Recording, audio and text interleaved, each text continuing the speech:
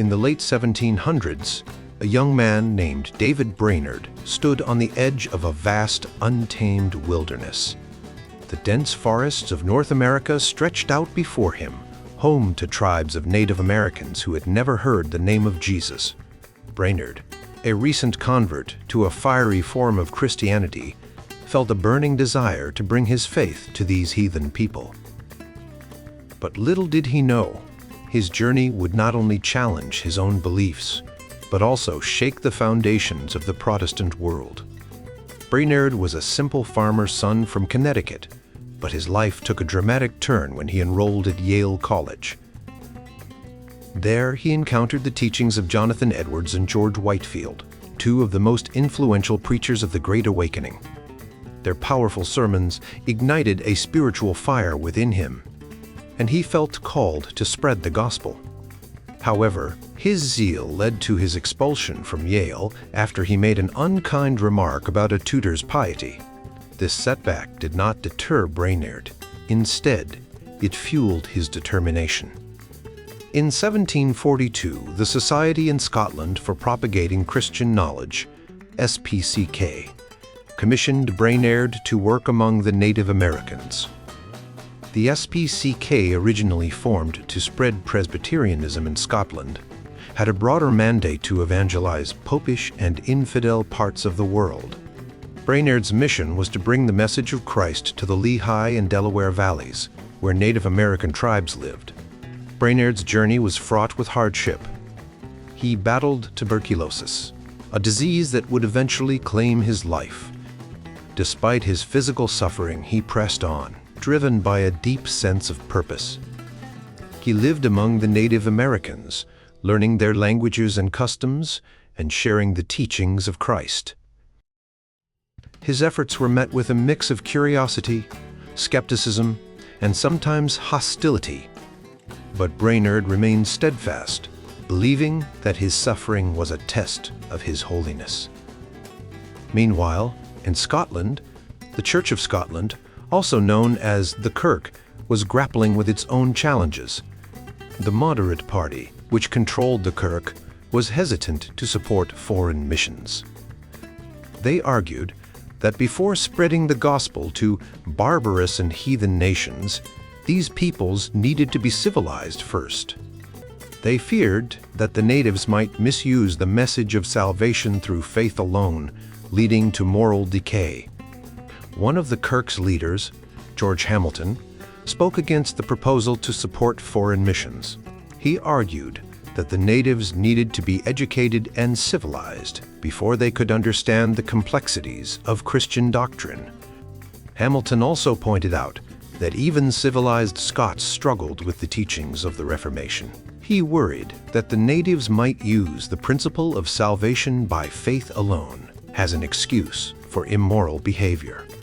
Despite these objections, independent mission societies began to spring up in Scotland's largest cities.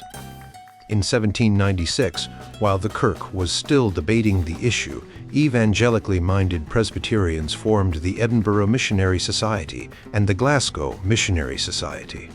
These societies were inspired by the success of missionaries like David Brainerd and the London Missionary Society. They circulated information, raised funds, and generated enthusiasm for evangelizing native populations in foreign lands. The formation of these societies marked a turning point in the history of Protestant missions. For the first time, the work of spreading the gospel was not solely the responsibility of the institutional church. Laypeople and voluntary societies played a crucial role in supporting and promoting missionary efforts. This shift in attitude was driven by the Pietist movement, which emphasized personal piety and the importance of spreading the gospel to all corners of the world.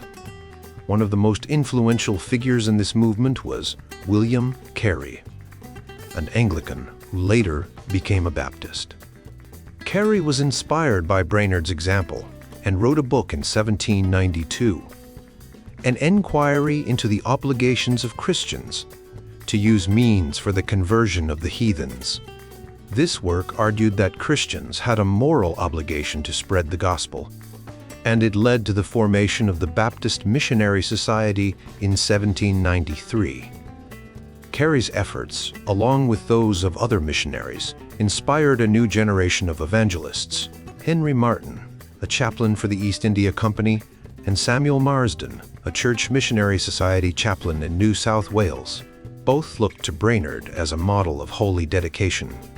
They saw his success among the Native Americans as a testament to the power of the gospel to transform lives. The impact of these missionaries extended far beyond their immediate communities. Their stories and writings inspired countless others to join the cause of foreign missions. By the early 1800s, the Kirk and other Reformed churches began to catch up with the independent mission societies. In 1825, the Scottish Church commissioned its first foreign missionary, Alexander Duff, to India. Duff's work focused on education, and he established colleges in Calcutta, Madras, and Bombay.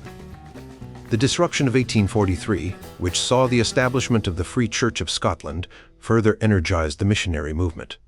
The Free Church, which broke away from the Kirk, committed itself to supporting foreign missions. Despite the financial burden, church members responded enthusiastically, and the Free Church became one of the most active Presbyterian missionary agencies of the 19th century. As the 19th century progressed, the Free Church and other Scottish Presbyterian denominations expanded their missionary efforts to new regions, including the West Indies, China, and Japan. By the end of the century, the United Free Church, formed by the merger of the Free Church and the United Presbyterian Church, had a significant presence in these areas, with hundreds of missionaries and thousands of converts. David Brainerd's legacy lived on not only in the lives he touched, but in the movement he inspired. His story of dedication and sacrifice became a beacon for those who believed that the gospel could change the world. As the sun of the missionary movement rose, it cast a light of hope and transformation across the globe, challenging the boundaries of culture and faith. Not long after the Scottish Presbyterians started sending missionaries abroad, the Presbyterians in the United States followed suit. The spark that ignited this movement came from the same religious fervor that had already inspired independent missionary societies in England. In 1810, a group of students at Andover Seminary and Williams College in New England began to feel a strong calling to spread Christianity overseas. One of the most famous events from this period was the Haystack Revival at Williams College, where several students pledged their lives to missionary work. These young men faced a significant challenge: how to organize and fund their mission. At the time, the only existing missionary organizations were focused on spreading Christianity in the Ohio Country, part of the Northwest Territory of the United States. To address this, the New England Congregationalists formed the American Board of Commissioners for Foreign Missions, ABCFM. The ABCFM initially worked with the London Missionary Society to support missionaries overseas. One of the first and most notable missionaries sent by the ABCFM was Adoniram Judson, a graduate of Andover Seminary. Judson became a Baptist during his journey to Burma, where he spent his entire career. The Presbyterian Church in the USA, PCUSA, initially worked with the ABCFM to send Presbyterian missionaries. However, theological differences and demographic changes within the PCUSA led to a split in 1837. The Old School Party within the PCUSA broke ties with the Congregationalists and formed its own board for foreign missions. This new board began sending missionaries to India, China, and Africa, and was the first to send workers to Japan. While the Presbyterian denominations in the United States and Scotland were active in foreign missions, other Reformed churches in Europe were slower to get involved. In the Netherlands Missionary Society was the primary organization supporting Reformed Protestant missions. The Dutch Reformed churches, which had lost their privileged status under French rule, were focused on maintaining their own congregations. Despite these challenges, some Dutch Reformed churches supported the Netherlands Missionary Society, though resources were limited. One of the most notable Dutch Reformed missionaries was Joseph Kam. Kam was raised in the Dutch Reformed tradition, but found his passion for missions through Moravian contacts. In 1808, he joined the Netherlands Missionary Society and trained in Rotterdam. Due to the war between England and France, the society smuggled Kam into London, where he joined the London Missionary Society. Kam was ordained as a priest in the Church of England and traveled to Batavia, now Jakarta, in 1814. He spent 18 years working among the Moluccas, establishing an indigenous congregation and training pastors and teachers. Despite his success, Kam faced challenges, including opposition from the Dutch Reformed churches, which decided to support their own missionaries instead. In France and Switzerland, Reformed missionaries often worked through independent societies. Notable figures include Eugene Cassalis, François Coillard, and Adolphe Mabille. Cassalis, a descendant of the Huguenots, trained at the Paris Evangelical Missionary Society School and went to South Africa in 1833. He was so successful that he was appointed head of a school to train missionaries. Coillard, another Huguenot descendant, trained under Cassalis and worked in Basutoland, modern-day Lesotho, where he faced political intrigue but made significant contributions to evangelism and church planting. Mabille, a Swiss Protestant, trained in the Netherlands and England before joining Cassalis in Basutoland. German Protestants, interested in missions, often worked with the Netherlands Missionary Society.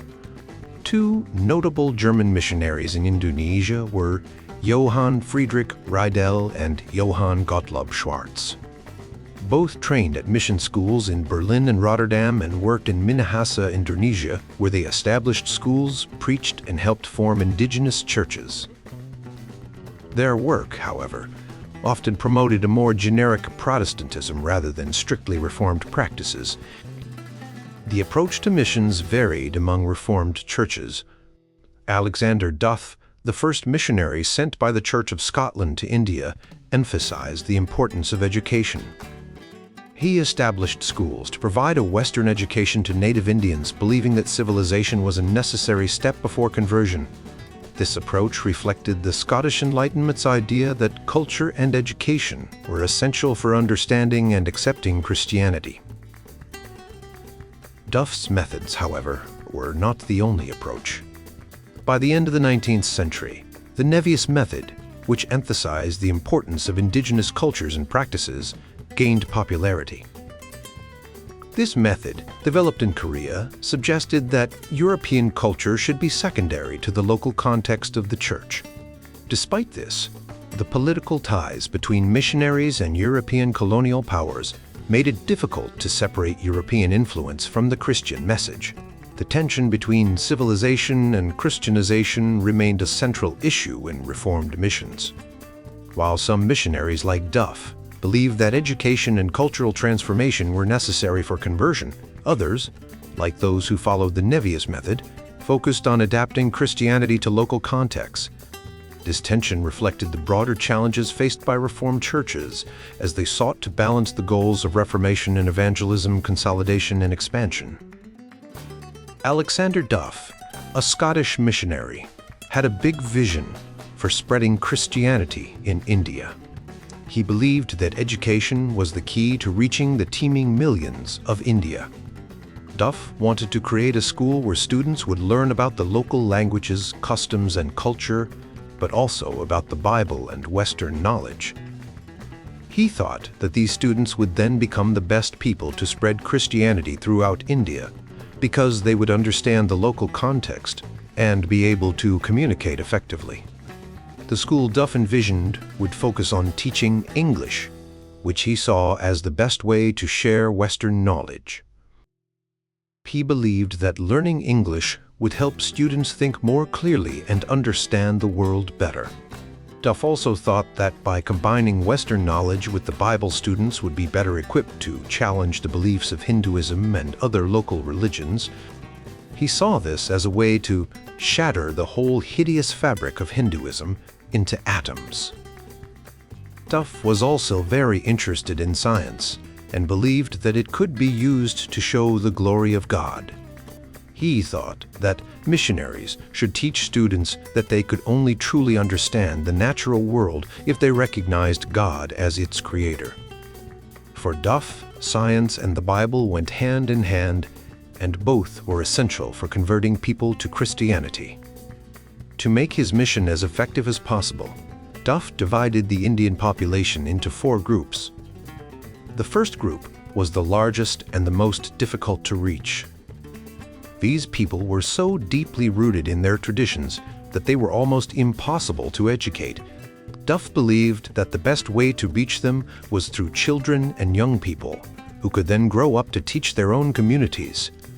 The second group was made up of educated Brahmins, who were the leaders of Hindu society. Duff knew that converting them would be challenging because they had a lot of influence over others. He suggested using simple arguments to introduce Christian ideas to this group.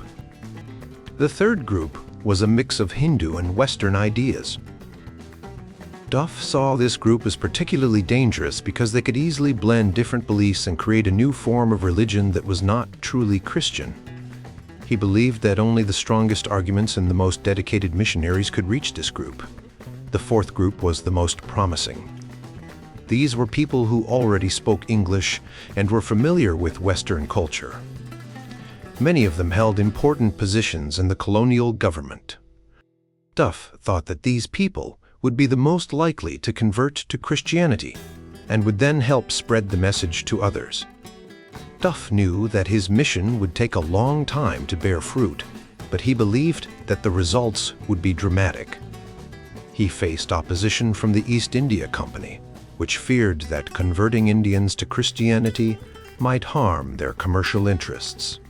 However, the British colonial government supported his efforts, and by the mid-1830s, schools and colleges were being established in India along the lines Duff had proposed.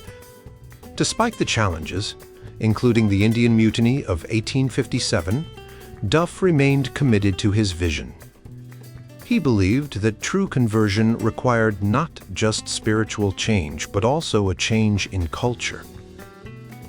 While he thought that different Christian denominations should work together, he was more concerned about the cultural differences between the West and India. In a very different context, John L. Nevius, an American Presbyterian missionary, developed a new approach to missions in China. Nevius arrived in China in 1853, just as the country was opening up to foreign influence after the Opium Wars.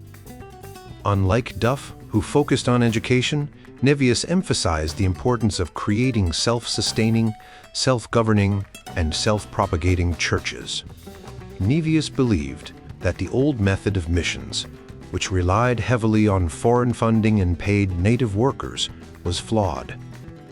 He argued that this approach created a mercenary spirit among converts, who might be more interested in the financial benefits of working for the mission than in genuine faith. Instead, Nevius proposed a new method where native workers would remain in their original jobs and support themselves while spreading Christianity. He thought that this would make the churches more independent and less reliant on foreign aid. Nevius also believed that the churches should be organized according to biblical principles, with elders and bishops providing leadership. He was a Presbyterian and wanted to see Presbyterian principles applied in the mission field. However, he recognized that this needed to be done in a way that was sensitive to local culture and traditions. Nevius faced many challenges in his work, including the lack of converts and the difficulty of establishing a foothold in a new and often hostile environment. He spent years traveling and preaching, but for the first 5 years, he saw little success. Despite this, he remained committed to his approach and eventually saw some positive results. Devious methods were later applied in Korea, where they had a significant impact. By 1935, the number of Christians in Korea had surpassed the number in China, even though the missionary presence in China was much older. This success was due to a combination of factors, including the smaller size of Korea, easier travel, and the political situation which made Christianity a symbol of resistance against Japanese and communist oppression. The spread of Reformed Protestantism from Northern Europe to the rest of the world was a complex process. In the 19th century, Reformed churches in Europe faced challenges from both political authorities and academic elites. However, their counterparts in other parts of the world, including North America, Africa, Asia, and Australia, grew and thrived. This growth was driven by the efforts of missionaries, colonists, and local pastors who adapted Reformed principles to their new contexts. The story of Presbyterianism in Korea is a tale of perseverance and adaptation. It all began in the 1870s, when Scottish Presbyterians set up a mission in Manchuria, a region bordering Korea. They aimed to spread their faith to Koreans because, at the time, Korea did not allow foreign missionaries to enter the country. This restriction meant that the first Korean converts, like So Sang-yoon, played a crucial role in establishing the first Protestant congregation in Korea in 1883. The Korean government's stance changed in 1882 when it signed a treaty with the United States, opening the doors to foreign workers, including missionaries. American Presbyterians were among the first to take advantage of this new opportunity. They worked closely with the Korean converts, helping to organize and grow the church. One of the most significant figures in this period was Horace Allen, a medical missionary who gained the trust of the Korean people by successfully treating an ailing Korean prince. This event boosted the reputation of the missionaries and helped them gain more converts. Another key figure was Horace G. Underwood, who produced the first Korean hymnal, making worship more accessible to the local population. Samuel A. Moffett was instrumental in setting up the first presbytery and theological seminary, which were essential for training Korean leaders and ensuring the church's growth. By 1907, Korea had its first presbytery, and in 1912, the Korean church held its first General Assembly. This marked a significant milestone, as the church was now fully organized and independent. The Korean Presbyterian Church's growth was not limited to its own borders. By the early 20th century, it had even started sending missionaries to China, demonstrating its commitment to spreading the faith beyond its own shores. However, the story of Reformed Protestantism in Asia is not limited to Korea. In Indonesia, the Dutch played a significant role in spreading the Reformed faith.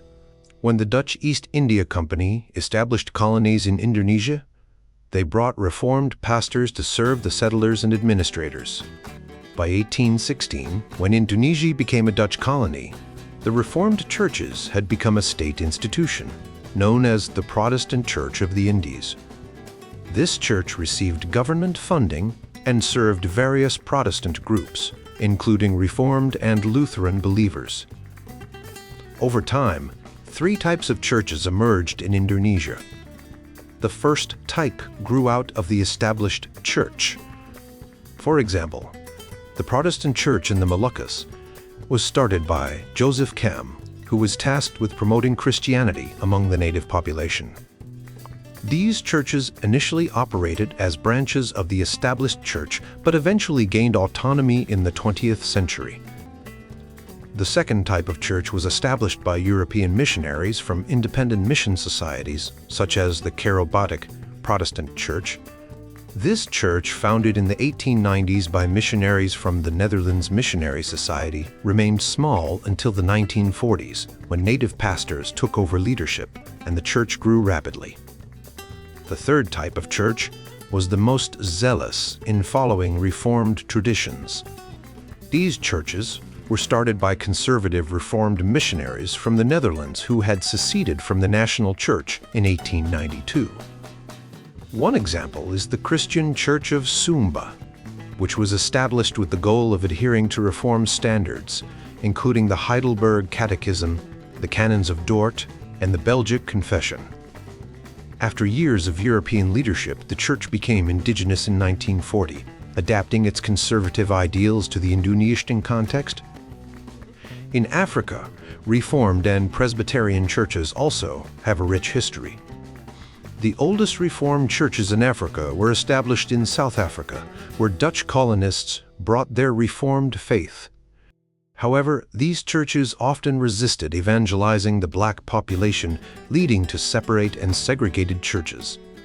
Scottish Presbyterians also played a significant role, particularly in the formation of the Presbyterian Church of South Africa, which held its first General Assembly in 1897.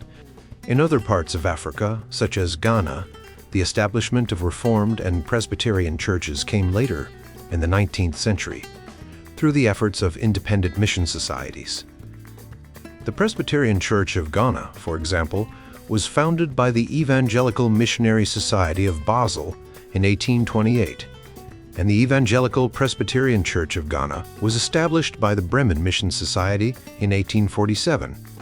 In Nigeria, the Scottish Missionary Society sent Presbyterian missionaries in 1846, and by the mid-20th century, the Presbyterian Church of Nigeria had become an independent communion.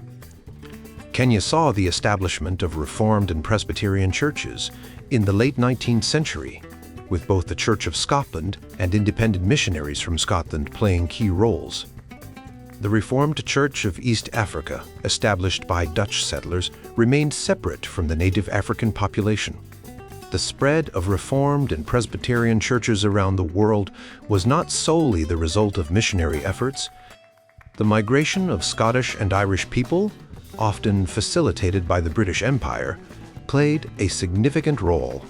In Canada, the United States, Australia, and New Zealand, Scottish settlers formed Presbyterian congregations and presbyteries, often replicating the ecclesiastical divisions from their home country. For example, in Canada, the Associate Presbyterians, seceders, began forming congregations in the late 18th century, and by 1875 these various streams of Scottish Presbyterianism united to form the Presbyterian Church of Canada. In Australia, the first Presbyterian congregation was established in 1809, and by 1840, the Synod of Australia was connected to the Church of Scotland. The disruption of 1843 in Scotland led to the formation of the Presbyterian Church of Eastern Australia and the Free Presbyterian Church of Victoria. In New Zealand, the Presbyterian Church of Aotearoa, New Zealand was organized in 1840, and the disruption of 1843 resulted in the formation of Free Church Presbyterianism in New Zealand as well.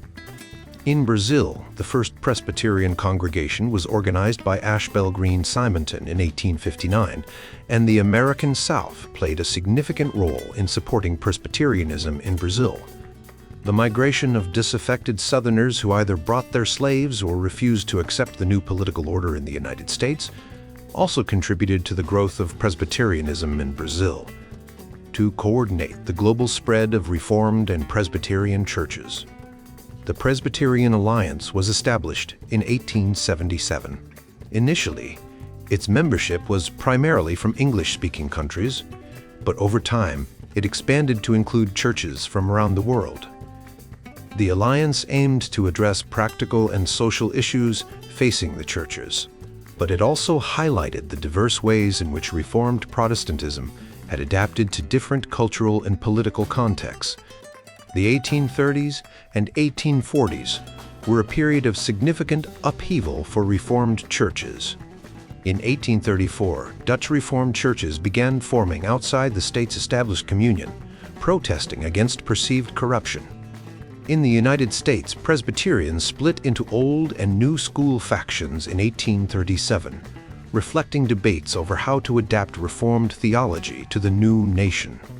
The most dramatic event was the disruption of 1843 in Scotland, where 1/3 of the Church of Scotland's ministers and half of its laity left to form the Free Church of Scotland over the issue of patronage. These disruptions marked a shift in the relationship between the Church and the state. Reformed and Presbyterian churches began to recognize the limitations and dangers of relying on state support and sought greater autonomy.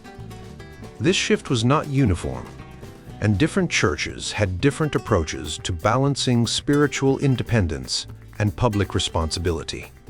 However, the events of the 19th century led to a widespread recognition that the Reformed and Presbyterian churches needed to operate with more independence from civil authorities to pursue their mission effectively. By the 20th century, the world of Calvinism was divided between ecumenically minded churches that still sought state recognition and conservative denominations that prioritized theological purity over cultural and political influence. Understanding this division is crucial for grasping how modern Calvinists have interpreted and applied their Reformed heritage. On a sunny day in May 1843, the city of Edinburgh was buzzing with excitement. The General Assembly of the Scottish Kirk, the main church body of Scotland, was about to meet at St. Giles Cathedral, but this wasn't just any ordinary meeting. The streets were packed with people from aristocrats to common folk, all eager to witness a historic moment. Dr. David Welsh, a prominent figure, opened the assembly by declaring that the proceedings were illegal. He explained that the government had overstepped its bounds, infringing on the church's rights and liberties. With that, he led about 400 members out of the cathedral to Tanfield Hall, where they formed the Free Church of Scotland. Thomas Chalmers, a respected and Maidoc leader, became the moderator of the new church. In his opening address, Chalmers praised the members for their courage in standing up for their principles, even if it meant giving up their worldly possessions. He reassured them that, despite the uncertainty ahead, they had a strong and certain faith to guide them. The disruption, as it came to be known, was a significant event in Scottish history, with about 1/3 of the Kirk's ministers and members joining the new Free Church. Chalmers played a crucial role in the disruption. His journey to this moment was long and complex. Born in Anstruther, a coastal town, he grew up in a middle-class family. At the age of 11, he entered St. Andrews University, where he excelled in politics and mathematics. After graduation, he studied divinity and was eventually appointed to the Kilmeny parish. There he faced challenges, including the need to support his family and supplement his income by teaching mathematics.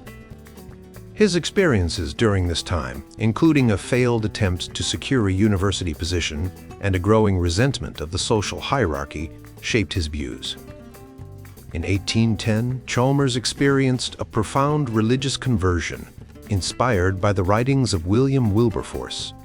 His preaching became more evangelical, and he began to organize Sunday schools and promote missionary work. He believed that the church should be at the center of addressing social issues like poverty and moral reform. In Glasgow, where he moved in 1815, Chalmers worked to improve the parish system, focusing on education, home visitation, and poor relief. His efforts were met with both support and opposition, but they laid the groundwork for his later leadership in the disruption. Chalmers' ideas about the parish system were unique. He believed that ministers should be fully dedicated to their parish duties and not hold multiple positions. This stance was part of his broader vision of a godly Christian commonwealth where the church played a central role in society. His work in Glasgow, though challenging, solidified his reputation as a reformer and a leader within the Kirk. As the debate over patronage, the right to appoint ministers, intensified in the 1830s, Chalmers emerged as a key figure. He defended the Kirk's status as the established church, arguing that it was essential for the well-being of Scotland. When the British government, led by the Whigs, pressured the Kirk to reform its patronage system, it set the stage for the disruption.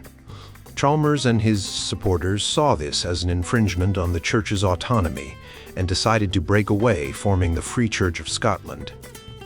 The disruption was not just a religious event, but a social and political one. It reflected the tension between the established order and the growing desire for reform and independence. Chalmers' leadership and vision were crucial in shaping the new church and its mission. The Free Church of Scotland, with its emphasis on evangelical faith and social responsibility, became a significant force in Scottish society, carrying forward the legacy of the disruption for generations to come. The new spirit of Protestant dissent and Roman Catholic emancipation in Scotland pushed the Church of Scotland, known as the Kirk, to adapt. Thomas Chalmers, a prominent figure, urged the Kirk to fight for its place by embracing a form of voluntarism within the established church. This meant that while the Kirk remained the official church, it would rely more on voluntary contributions from its members to fund its activities. Chalmers led the Church Accommodation Committee, which studied how many churches Scotland needed. He also supported the Church Endowment Committee, which aimed to fund new churches. Chalmers believed in internal voluntarism, where wealthy members of society would help pay for new parishes, including the costs of buildings and pastors' salaries. He argued that state funds should only go to congregations that raised enough voluntary contributions. In 1835, Chalmers became the head of the Church Extension Committee, which combined the efforts of the Endowment and Accommodation Committees. This committee was responsible for creating new parishes. The Chapels Act of 1834 allowed independent chapels to become part of the Church of Scotland, giving their pastors and elders the same status as other church officers. This act, along with the creation of new parishes, helped the Kirk grow significantly between 1834 and 1841, with over 222 new parishes added. However, Chalmers' power and vision for the Kirk faced criticism. In 1835, a dispute over the moderatorship of the General Assembly allowed critics to voice their objections. British politicians also posed a challenge. The religious situation in Scotland was a major concern for the British government in the 1830s. A royal commission tasked with inspecting Scotland's religious needs found in 1838 that there were not enough churches in Scotland. However, the commission provided little funding for new churches, especially outside the Highlands. Worse, in 1839, the Court of Session ruled in favor of patrons and heritors in two parishes, undermining the Veto Act and the Chapel Act of 1834. This ruling threatened Chalmers' efforts and the Kirk's evangelical phase. Scottish Presbyterians were already sensitive due to the bicentennial of the Solemn League and Covenant. 1638. In 1838, the General Assembly passed a resolution affirming the Kirk's spiritual independence and appealed the Court of Session's ruling to the House of Lords. However, the House of Lords upheld the court's decision and rejected the Kirk's claim of spiritual independence, asserting that synods and assemblies were subordinate to civil courts. Chalmers, who had not been a commissioner in 1838, was present in 1839 and crafted the Kirk's response. He argued that the civil courts had authority over temporal matters like church buildings and ministerial stipends, but not over spiritual matters like ordination. Chalmers also advocated for the principle of non-intrusion, which meant no one should impose a minister on a parish against the congregation's will. The assembly approved his response, but the crisis continued. The moderate party, which saw the state as the ultimate authority, gained strength, while the evangelical party, which supported the Veto Act and opposed patronage, became more vocal. The principle of spiritual independence remained abstract. In 1839, two more patronage disputes ended with the Court of Session ruling in favor of patrons. The Strathbogie 7 ministers, suspended by the General Assembly, defied the Assembly and continued to hold services in their parishes with the court's support. In 1841, the Strathbogie 7 ordained a contested minister, John Edwards. despite the laity's veto. The General Assembly responded by deposing the 7 ministers, leading to a standoff with the Court of Session. The deposition of the Strathbogie 7 marked a significant moment, and the disruption became inevitable. The years leading up to the disruption saw both sides harden their positions. In 1842, the Assembly abolished patronage and passed the Claim of Right, asserting the Kirk's spiritual independence. The British government, however, refused to budge, upholding the rights of patrons and heritors. The Free Church, formed by those who left the Kirk, emphasized the Church's spiritual independence and the headship of Jesus Christ over the Church. The Free Church faced significant challenges, but its ability to raise funds and build institutions, including churches, schools, and a college, helped it attract many Scots. Despite Chalmers' insistence on the establishment principle, the Free Church increasingly adopted a voluntary approach.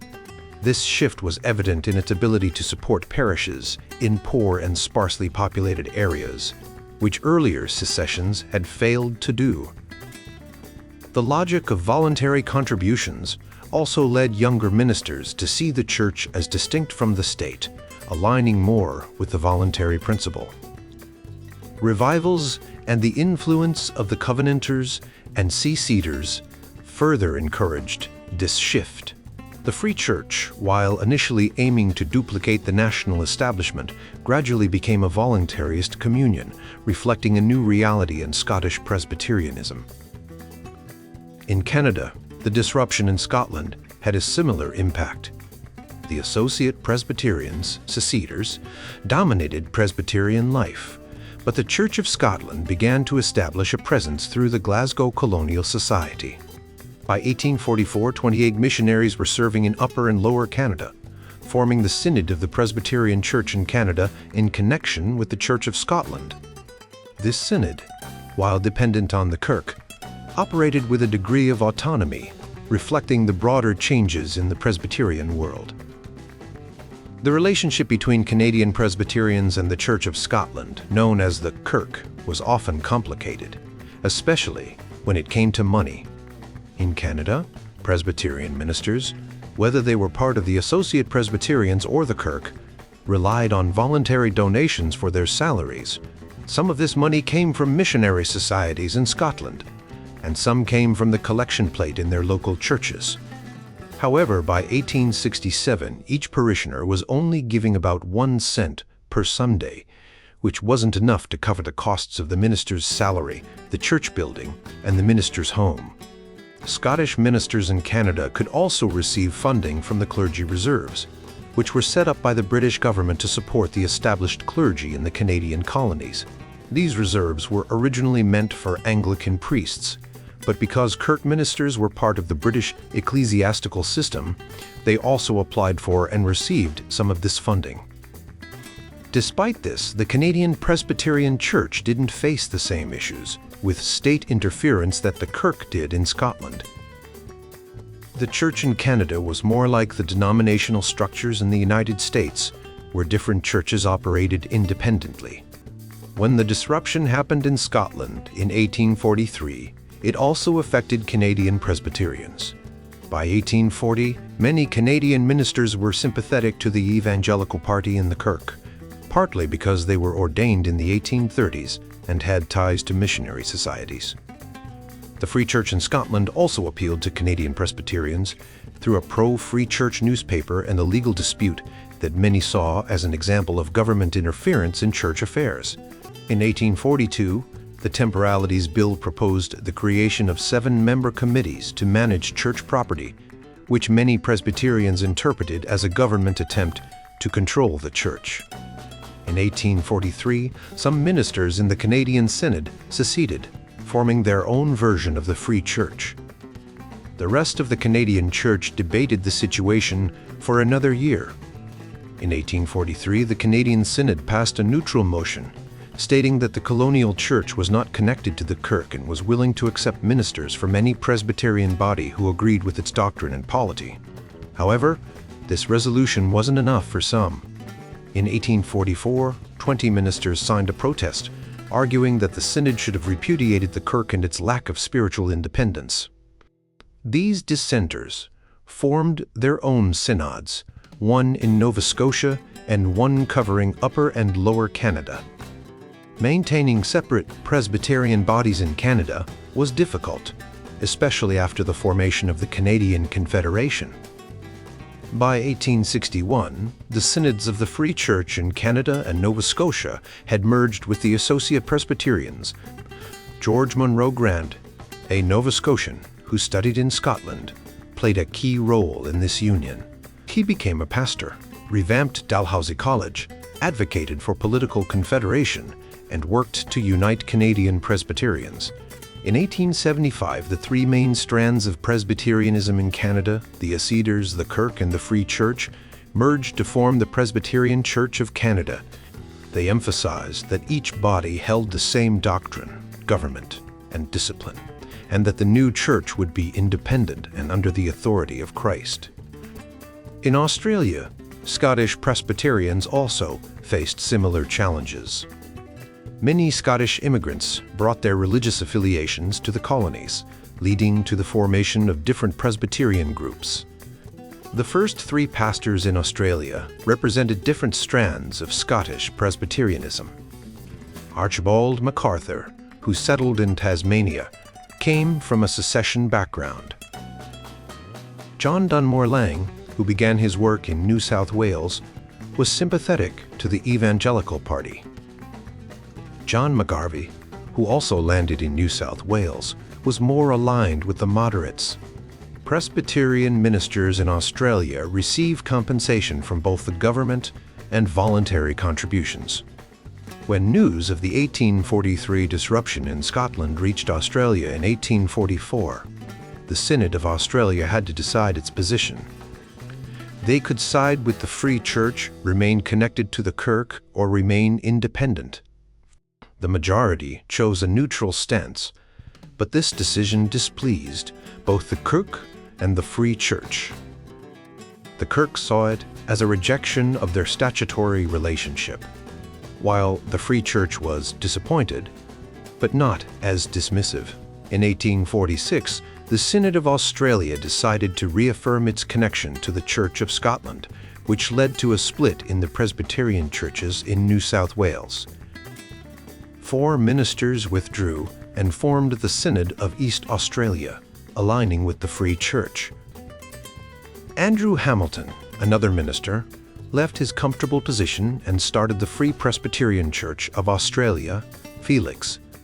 Despite his opposition to voluntarism, Hamilton later acknowledged that voluntary contributions were necessary to sustain a ministry in the interior. Over time, the wounds of the disruption began to heal. The redrawing of Australian colonies and the end of government grants to churches encouraged Presbyterians to consider a united church.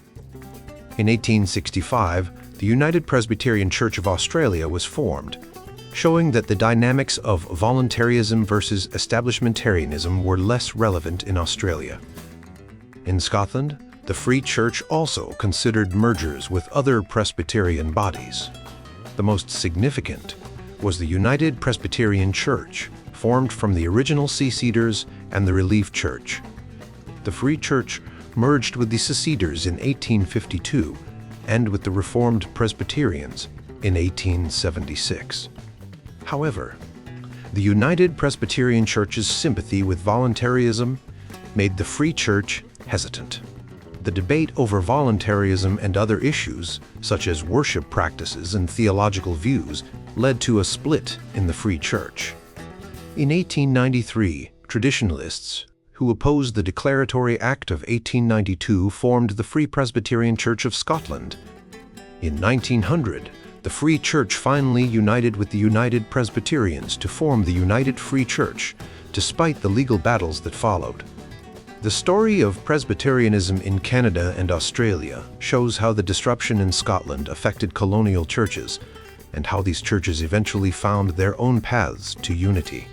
The story of the Free Church of Scotland and the Dutch secession of 1834 shows how challenging it can be to keep a church both true to its beliefs and connected to the government. In Scotland, the Free Church split from the Church of Scotland in 1843 because they believed the state church had become too lax in its beliefs and practices. The Free Church wanted to return to a strict Reformed theology and maintain a close relationship with the government.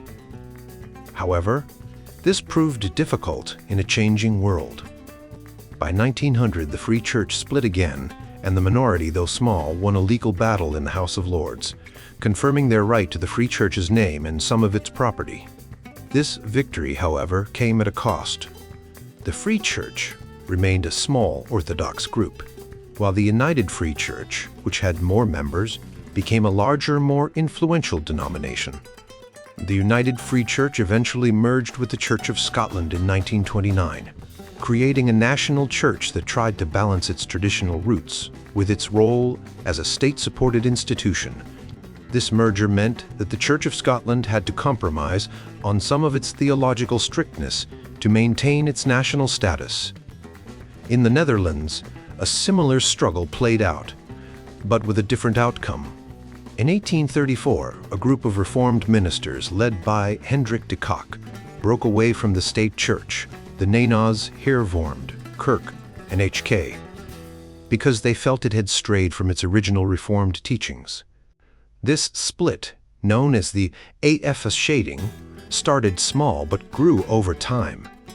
The government initially tried to suppress the secession, but by 1838 it began to recognize the new churches, though with strict conditions. The secession movement faced its own internal divisions.